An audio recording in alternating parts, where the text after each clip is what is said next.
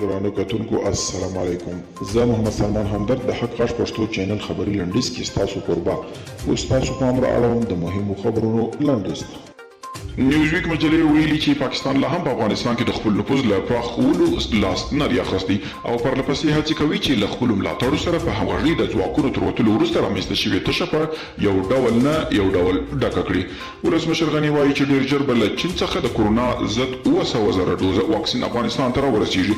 نوموړي زیاته کړې چې په کور دننه او له بهر څخه د اکسیجن پوره کولو لپاره هم لازم اقدامات وشي او په کمه موده کې به دغې ستونزې ته رسیدګي وشي.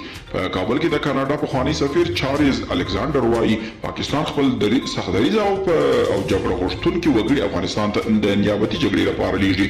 ان له زندانونو یې خوشي کوي او جګړې ته یې لیږي، خو د بشري حقوقو فعال پښتانه مبارزین یې بیا زنداني کړي دي او اروپایي ټولنې په بلاروس د بندیزونو اقدامات شدید کړي دي او دغه هیواد د الوتکو پر مخ یې د اروپا هوایي حریم بند کړ.